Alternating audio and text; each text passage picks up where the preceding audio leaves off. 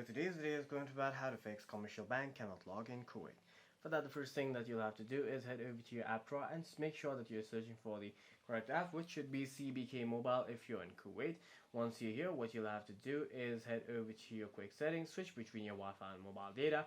You can also try toggling airplane mode on and off on your device. If you're in a different country than your home country, you will have to turn on VPN to access the app.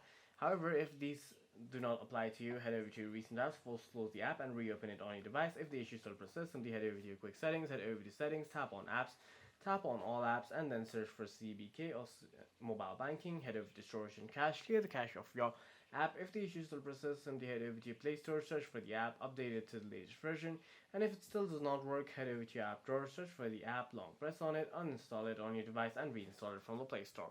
If the issue still persists, it is most likely a problem on the server side of the bank. For any further questions, please feel free to leave a comment down below.